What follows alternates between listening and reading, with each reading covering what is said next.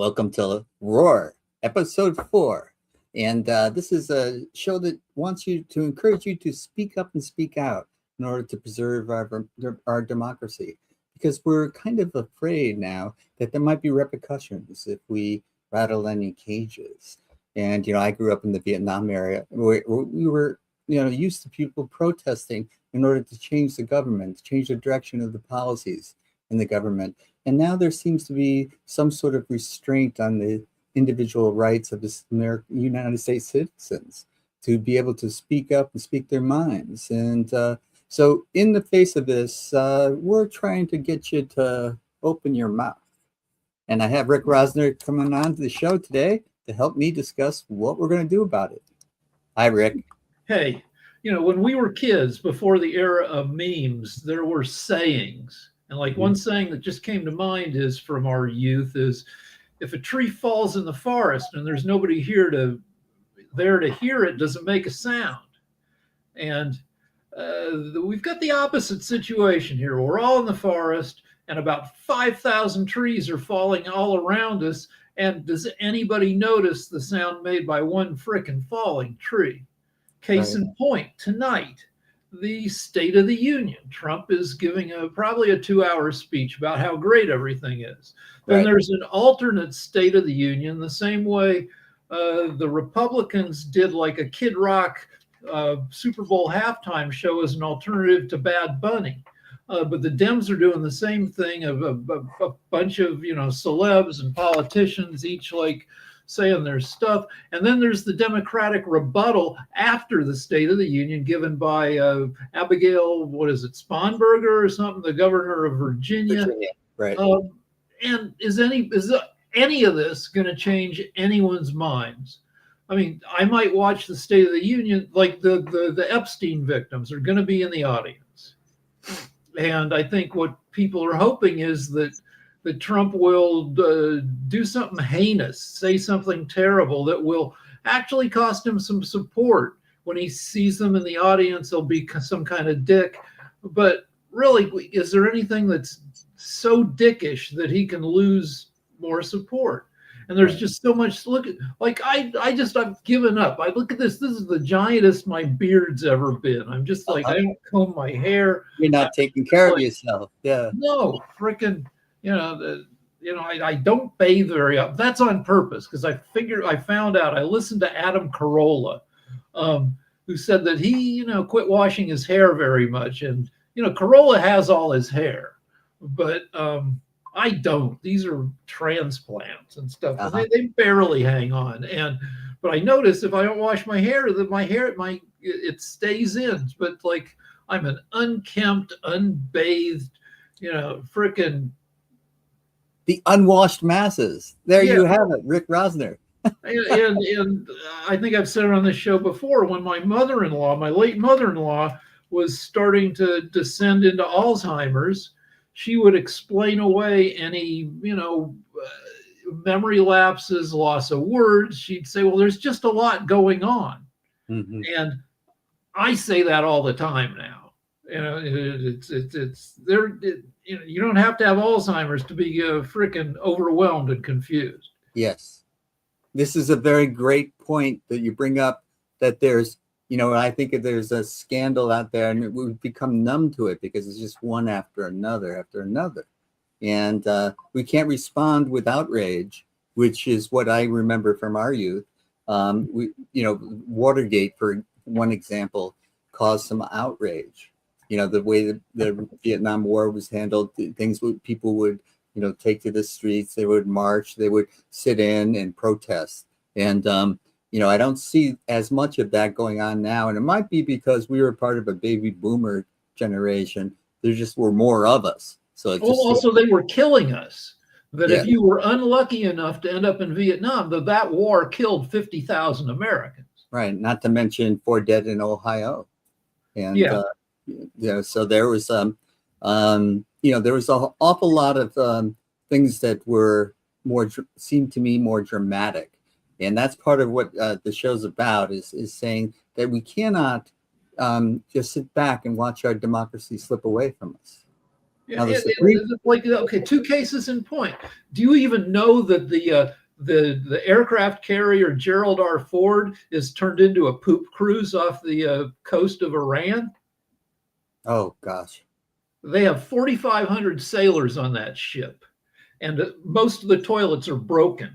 And Oh, so there's pee and poo like all over. Plus, they've been out there twice as long as a normal tour of sea duty, and so like the sailors are rebelling and are flushing T-shirts down the toilet to make it even worse because they want to go home. right. And the attack on Iran may be, well, I don't know if it delayed or changed because of poop.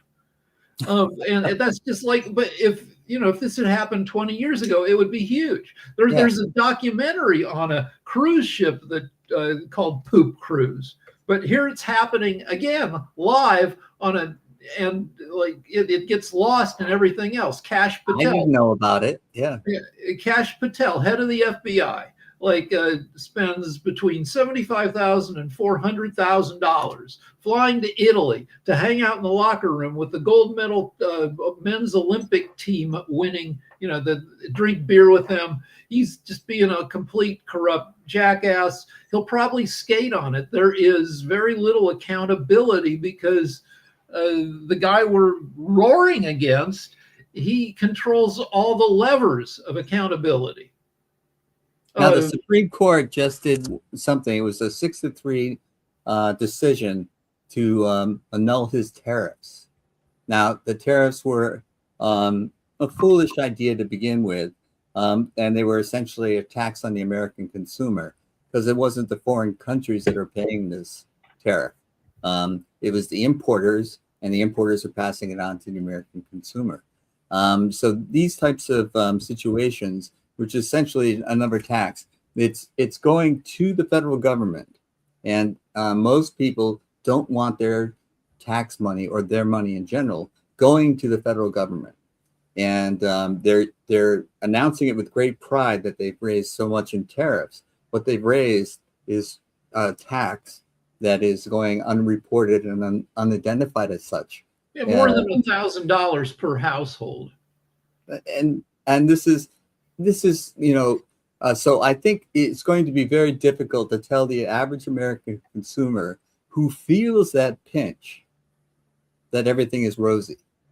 Yeah, so they took in at least $133 billion through these tariffs, most of them from companies. Now, some companies would suck up some of the tariff charges for a while, and then from Americans if they pass the charges on. But American companies, American consumers, or I guess, and also foreign companies, but and they're reluctant to pay it back. And I bought something from England, a little like Giga for like $80. A couple of days later, I got hit with a $38 charge, $8 in tariffs, and $30 for the company charge to calculate how much the tariff would be. I don't think that money is ever coming back. And Trump, like the Supreme Court gave Trump an out. Trump imposed the tariffs last April. For the 8 months following that, the last 8 months of 2025, the U.S. added only 12,000 net new jobs, which is a 99% decline from previous years. It shut down. It doesn't lead to more jobs. It leads to fewer jobs. And Trump could have but he doesn't have anybody around him to point this out. So he immediately said, well, I'm going to impose, all right, those tariffs were illegal. I found a new way to impose 10 and then 15% tariffs for the next 5 months. There's an emergency stopgap, temporary, there are like 5 different laws that let him try to impose tariffs. And he's an idiot, so he started at 10%. Then he said, he got even more pissed at the Supreme Court, said, we're going to go 15. Then he kind of ignored what he just said and went back to 10. This makes the stock market go crazy, not in a good way. But it's hard to keep up with. It is hard to keep up with, and the Supreme Court will be front and center at the State of the Union. They'll be in the front row for his address. I believe they're right in front of the speaker. Yeah. And the way he's been bad mouthing them. I wonder about their reaction. You mentioned the Epstein women; they're going to be there. The Supreme Court is, I guess 3 of them are in good standing with Trump, but the others may not be. And will he ignore them? Will he say something? I don't know, but they know how to behave. You're not going to get any kind of interaction unless you got 2 crazy members of the Supreme Court. You got Alito and you got Clarence Thomas. But he likes them. But if he yells at the rest, but they're justices. They've been at their job. I think they will continue to have decorum. The only possible scenario where they violate decorum is if Trump starts yelling at the 6 who ruled against him. Then there's a chance that Alito and Thomas may go, yeah. But they know their part. They're not going to do that. Right. No, that is part of their persona, and I don't think they'll break it, no matter what he says. The rest of the audience, of course, we remember them. People in the audience shouting out "You lie" when Obama was giving his State of the Union. So there have been breakdowns of decorum in that State of the Union addresses, and it might be interesting to watch it for that spectator sport type of thing. But I think I'm going to give it a healthy pass. I have a class at Stanford Continuing Education tonight anyway, so I have a previous commitment. Of course, I could record it, but I don't think I'm going to bother to do that. Yeah, you'll read about the high low points and. Right. But in this environment where everybody has a megaphone, how do you get any kind of attention for what you want to let people know? My wife has been she's written a book, and she's been taking a bunch of classes in how to edit it, how to publicize it. And because you've written a ton of books, it's as big a job to get attention in the marketplace for your book, maybe a bigger job than writing the book in the first place. Right. There's so many books out there. How do you differentiate yours from anyone else's and get it? And people's attention span is very narrow, very short nowadays. And it's not a criticism. It's just a reality. People click on something and then they click on the next thing. You have to get them. And, so the way to stand out is to be flamboyant. As the news always said, it has to bleed to lead. But you have to get people's attention somehow and point them out to the books that they've written. Let's see if I can pull up a couple of examples. This is a book I wrote in 2023. This is a book I wrote first in 1996. It's still selling. It's in its 4th edition now. It's got a brand, though. It's attached to the For Dummies brand. And they have distribution muscle. So I didn't have to be the marketing guy. I didn't have to go push it. I didn't have to go on speaking engagements. I did. You had to approach them, pitch them. You had to be their chess guy. That's right. I wrote them a query letter, and then they asked for a sample chapter. I wrote that. They asked for a second chapter. I wrote that. And then I got a sit-down meeting, and that was what you wanted, to be able to be face-to-face across them. And they had skin in the game. I'm sure it's not making you a millionaire, but it's you get checks every 3 months, 6 months? 6 months, yes. Okay, and so it's been a steady earner because you had the gumption to be first to the For Dummies people with the chess. Right. And it was one of those things, I just think it was the smartest thing I did in chess, although I did just about everything you can do in chess. That turned out to be the smartest because it was associated with the brand.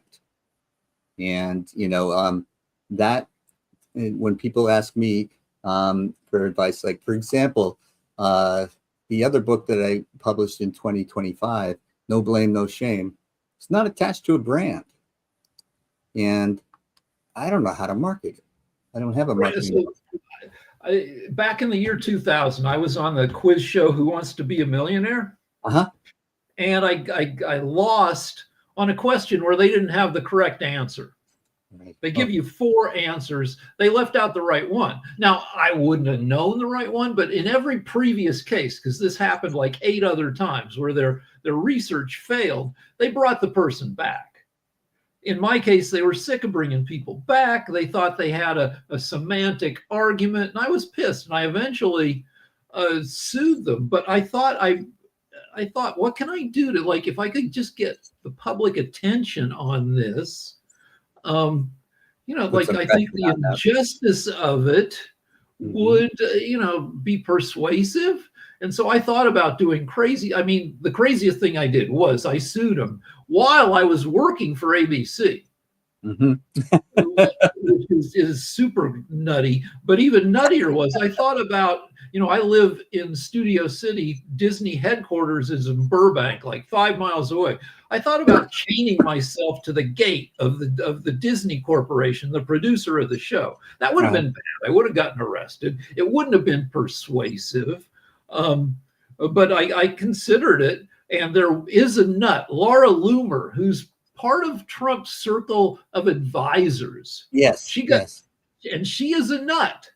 And she got kicked off of Twitter like 5 years ago, back when Twitter kicked off a-holes. Now they let them all on. And she went up to San Francisco and handcuffed herself to the door of Twitter. And it didn't make her letter. She was still barred from Twitter, and it didn't change anybody's mind about her, though. I don't know, frickin'. Yeah. Now she's. So what can we do? One is that we still have the power of vote, although they're trying to suppress the vote. There are a lot of actions that they took in the last election, and I think they've learned some things about what works and what doesn't work. And they're going to try to suppress the vote again in the coming elections. And there have been some special elections, including some surprising results from these special elections. It's surprising in the sense that a Texas Republican lost to a Democrat, and that was hard to believe that Texas was that. But they were that outraged, and we'll see results in Louisiana, for example. And so these tariffs are unpopular, even though I'm not sure the average voter has the ability to realize that they're being taxed. They just know that they're feeling the pinch. They know that a bag of coffee was $10 a year ago, and now it's $19. That's staggering. Yeah. And tariffs have the result of raising prices and also narrowing your choices. So, they won't import things that they're going to have to pay these tariffs on and price them out of the competitive marketplace. So, with voting, there is no voter fraud. The Heritage Foundation, we know the Heritage Foundation, right? If there was voter fraud, they would have found it and they would be publicizing it. Well, no, the deal, they're the people who came up with Trump's whole platform, everything he does. Yeah. Except, he does a lot of stuff out of self-interest, but everything he does politically is from the Heritage Foundation. They're very conservative and kind of unscrupulous, but they have an election integrity project, and it has a database, and they've looked at every vote cast over the past 40 years and every documented instance of somebody illegally casting a vote. And out of 2 billion total votes cast in America over the past few decades, they've only found 2,000 votes cast illegally, including just 77 cast by illegal immigrants. So that's a rate, 2,000 over 2 billion. If you do the math, that's a rate of 1 in a million. It's not a crime people do. I talk about this a lot, that if you drive in LA, if somebody's driving under the speed limit, they're likely Mexican because they don't want to get in trouble. Or they might be an older black person who, again, has been pulled over 5 times for nothing in their life. And so they're going to drive a few miles under the speed, give cops no excuse to pull them over. And if you think that any of those people are going to illegally jeopardize. cast their vote to get themselves in trouble. It's high risk. If you illegally cast a vote, you can go to prison for 2, 3, 5 years. And that's the risk. The reward is, oh, well, your wife's dead. You voted on her vote by mail ballot. You've cast one more vote for the people you like out of hundreds of thousands. It's low reward.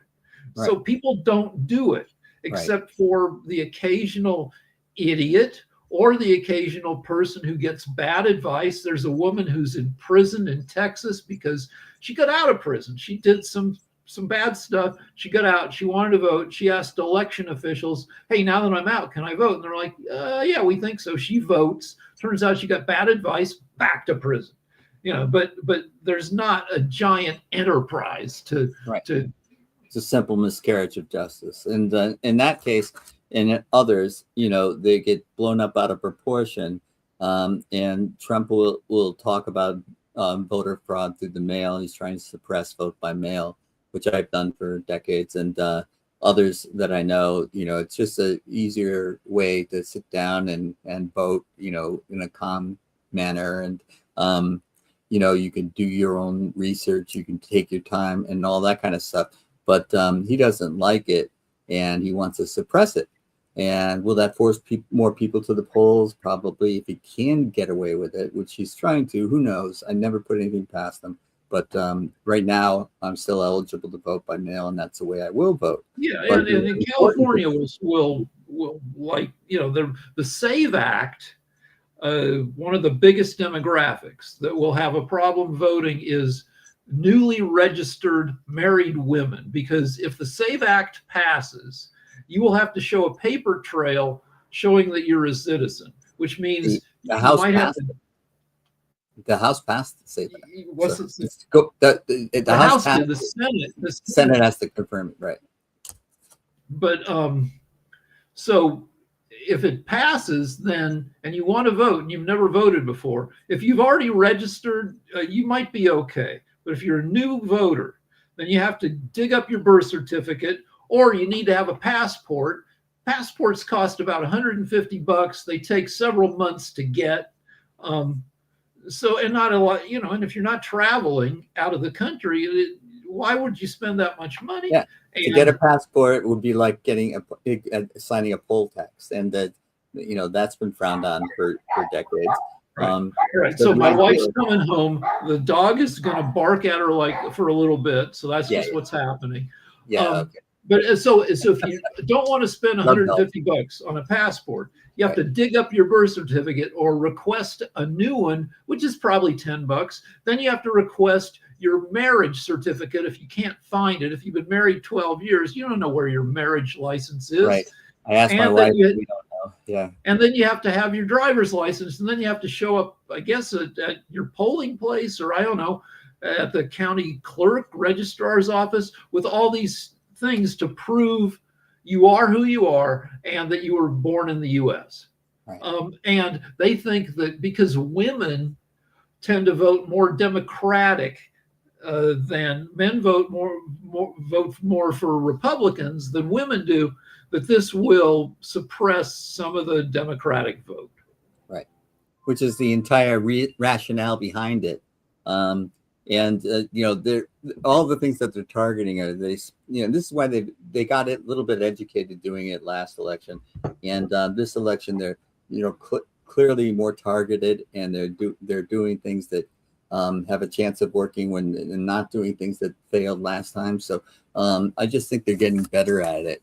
But there's no question, and they're trying to suppress the vote, and this is of course against everything that Constitution stands for. We always believe the more people voting, the better. That was the spirit of democracy upon which the country was founded. Every citizen has a right to vote, and they of a certain age, and that it's like these types of things.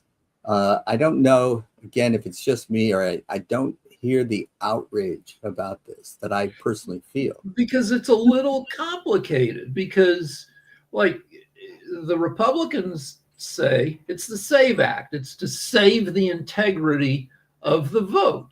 and they say, why are Democrats against, voting integrity? Why Right. are they? And that's the simple message. And then you can say, well, this doesn't do that. This does a lot of other stuff. And also, there's no real voter fraud. And by then, they've already said, A, you're full of shit, and B, this is boring. And so I Yes. don't know how you get the message out. I was asked. And 3, it's already illegal. You don't need another law on top of a law. Right. And I was asked the reporter, don't I want to make America great again? And I said, MAGA is a bumper sticker. It's not a well thought out proposition. It's not policy. Is the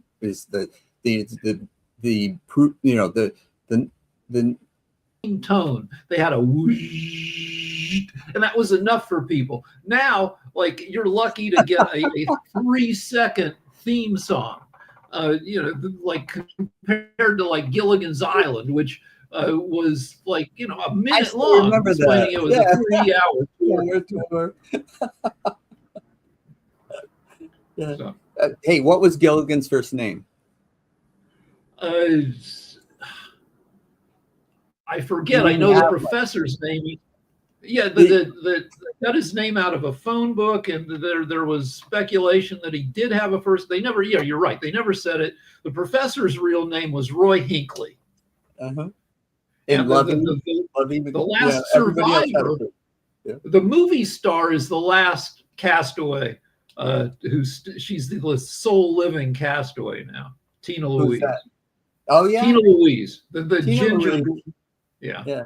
You always said Ginger or Marianne, and everybody was obligated to say Marianne.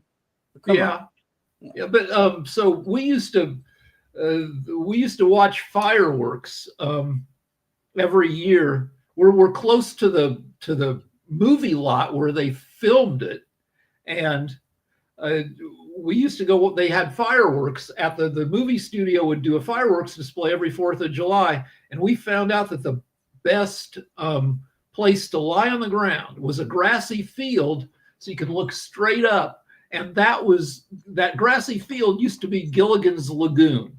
But they quit doing the fireworks, and they built a whole new building on the lot, and it's called the Lagoon Building, and it's got that same font on that Gilligan's Island. It's fun to live in Los Angeles. Because you get this entertainment-y stuff. You go to CVS and you can see Natalie Merchant, buying whatever. Yeah. I agree. That is something that is pro LA. I don't think the current government likes Los Angeles very much, though. And they haven't really hit the San Francisco Bay Area with ICE agents or anything like that. I wonder if they figured out their strategy. They'll pick on smaller cities.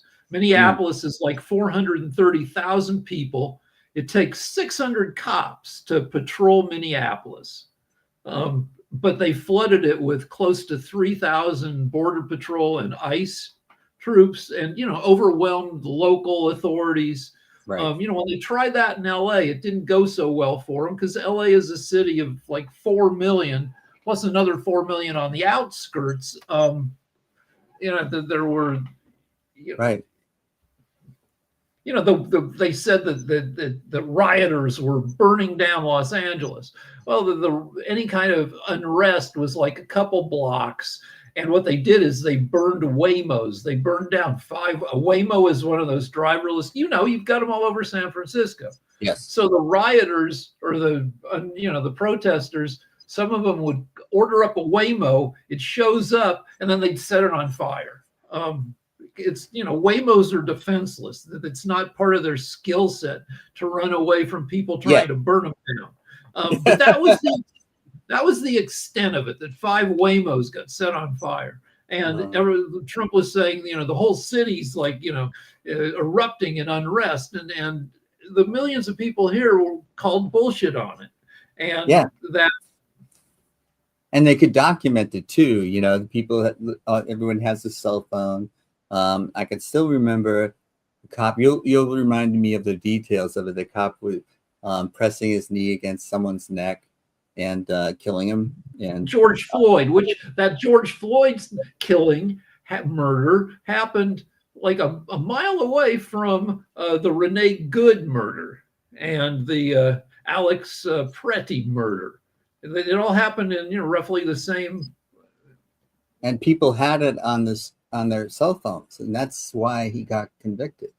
That's Also because he was. It took 9.5 minutes for him to kill the guy. He knelt on his neck for more than 9 minutes. And he was looking around like, you got something to say? You want to make me take my knee off him? So, but that makes the point of like what gets outrage and coverage. So, I mean, there's plenty of video of Renee Good getting murdered, right. But the whole thing takes from the first, he shot 3 times, and from the first shot to the last took 2/3 of a second. Pow, pow, pow. And that is, it's not 9.5 minutes of slow murder. It was fast murder, and it's subject to people bullshitting about it and people having different interpretations. I like the cop, Jonathan Ross, the ICE guy, claimed that that he was injured, that she hit him with her car, and she was driving a Honda Pilot, and I went to a parking lot and I found a couple Honda Pilots to see if there was any physical way for him to have the injuries he claimed by getting hit by the Honda Pilot. Impossible. And I think because the bumper hits you at your knees. The bumper is 9 inches ahead of the rest of the vehicle, and it's not like a truck that's all boxy. It's curved like a car, even though it's kind of high above the ground. There's no way that you can get unless you throw yourself flat on the hood. You can't get contact between your chest and the car. So just totally full of crap. But will that ever be investigated? I don't know. But if you're going to get murdered by law enforcement, and you want people to be outraged, you want a slow murder. You want your killing to take 9.5 minutes, so it's unequivocal. I mean, even then they said that the kneeling on the neck wasn't what killed him. It was cause of death. Yeah, he was on drugs. Yeah, it's like, and he had a heart attack or something. Yeah, right. Yeah. And this is the thing about the State of the Union. There are people that are going to believe what they're told, and I don't know what you can do about that. And if they just believe it, take it hook, line, and sinker, there's not much to be said for changing their minds. So that's why the people that really understand that this is not necessarily the truth, and what they might have to do is check other sources for information, and show up and vote and throw the bums out for crying out. There are 2 demographics that support the president regardless of the president. There are the people who don't pay much attention, which they're largely independents, and they just don't, they're not, they have other things to pay attention to. Or they may lack the ability to pay attention. But there are probably 15, 20 million seniors in America who still vote, but who are losing their shit a little bit. Like we're of the age where, like, my wife is now kind of watching me, like, to see if I'm starting to lose my shit. Like if I call the dog by the other dog's name. Yeah. I've got this locked finger on my hand. This trigger finger. I have dropped a couple dishes in the past couple weeks. One was because I went to grab something, my dumb finger got in the way, and she's wondering, I think, a little bit like, is this the beginning of like his decline? But at our age, there are people who, and people 10 years older who are a little bit in decline. And if they end up sitting in front of Fox News, they will buy it all. So the people who aren't paying attention. I can't straighten my pinky finger because of an injury, but it seems less of a problem than the one you have. That would get in the way. Mine's okay. It gives me something to play with. It's like and it's like a 5-minute surgery where they release the thing that's locking up. But I just don't want the weeks of recuperation. But anyway, that's one demo. People not paying attention. Right. And then there are the respect for institutions people. There's a solid 30% of Americans who are like, he's the president. And yeah, he may be kind of a dick, but he's the president. And I support, our American system. We elected him. We owe him our support. It's hard to hear that argument. And you must remember, I know I do, that Richard Nixon came on the air and said, when the president does it, it's not a crime. And, we didn't buy it back then, but people seem to be buying it a little bit more this go around. The people who told Nixon that he had to resign were from his own party. They said, if this goes if you get impeached and it goes to the Senate, we will vote you out of office. Barry Goldwater couldn't have been more respected on the right. I mean, he was a very conservative senator, and when he lost ultra right wing, almost a nut, Barry Goldwater. Yeah. He was so like hardcore to the right. Of course, now he'd be almost mainstream among MAGA, but his own party have the decorum and the respect for institutions. And Nixon himself probably, when he heard the news, he respected their word and he got out of there. Now there's this Tony Gonzalez. This is a member of the House of Representatives out of Texas. Tony has an affair with one of his aides, and he also sends her emails or text messages saying, give me some naked pictures. Also, what are your favorite sex positions? At some point, the woman, she gets caught having the affair by her husband. She covers herself with gasoline, lights a match, kills herself. Wow. Brutally. And this just broke. And 3 Republican congresswomen, or Nancy Mace and Lauren Boebert, and are saying this guy has to leave. But the rest of and all the Democrats are saying, of course he's got to leave. He drove his aide to a brutal suicide. Though there are alternate points of view that it wasn't. I mean, some people are saying, it wasn't because of what happened with the congressman. It's because her husband was screwing her. Anyway, it's a mess.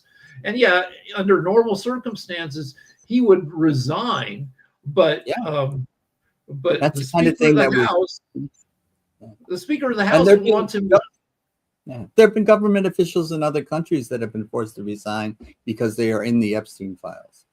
Yeah, but they're stonewalling on this guy who possibly drove a woman to burn herself to death because they have the slimmest possible voting margin.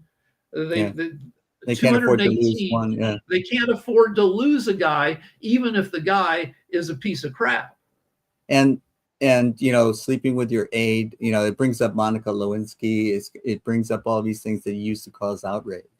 And now people are just shrugging their shoulders. I don't understand. Gary Hart. Remember Gary Hart? I sure do. He was the first guy. Yeah. But before Gary Hart, I think this happened in the late 70s. He was a very charismatic presidential candidate who was found out to be having an affair aboard a yacht called the Monkey Business.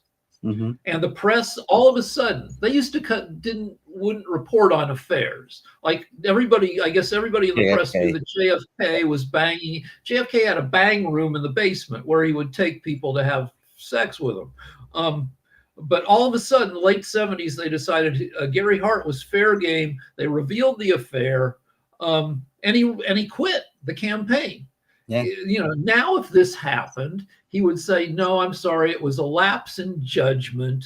Yeah. I Youthful and apologize." And like, I mean, Trump had affairs with his second wife and his third wife while he was still with his previous wives.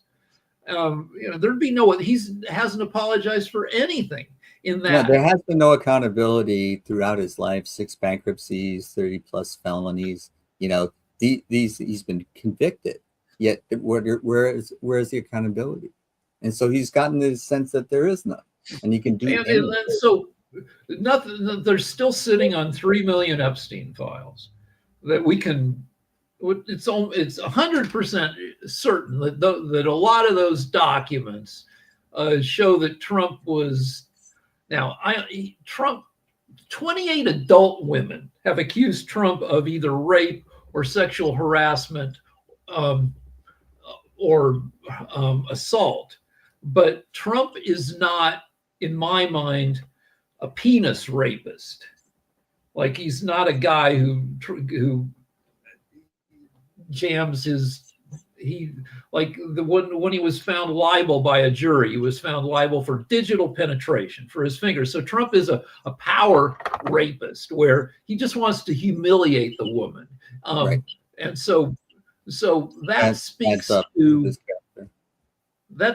to what might or might not be in the Epstein files about Trump. May not have been having sex with the underage girls. He may have just been peeping at them and groping them, but we don't know. But anyway, beyond, there's no, in the docs that have been released so far, there's little documentation of him having contact with these underage girls.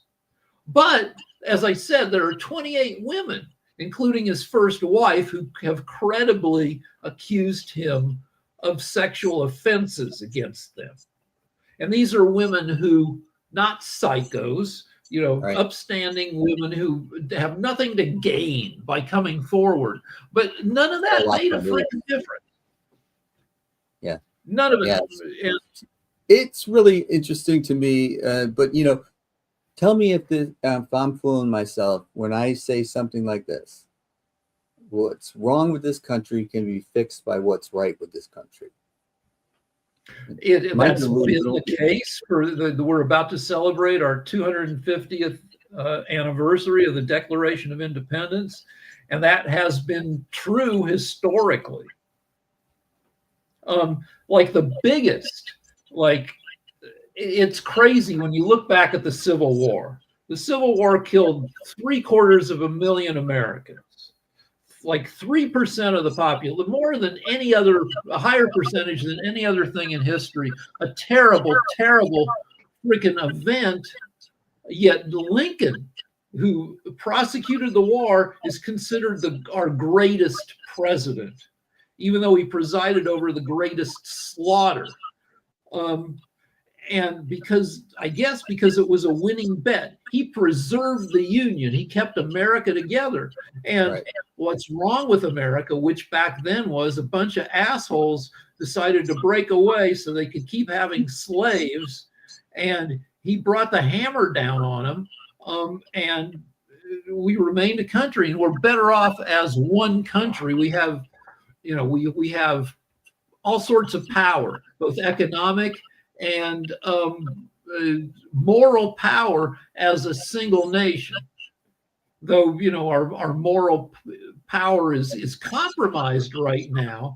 But yes, look at the history. We faced insane situations, and we've come through them and have, you know, remained perfectible. You know, the Trump wants to get rid of a lot of evidence that we've done bad shit in the past. And then the libs say, no, keep the evidence. People need to know this stuff. But the framing is, yeah, we did bad stuff, but we strive to do better. Right. Right. And we can hope It's like that we will Martin Luther King, the arc of if the future is progress. the arc of the moral universe bends towards justice. Right.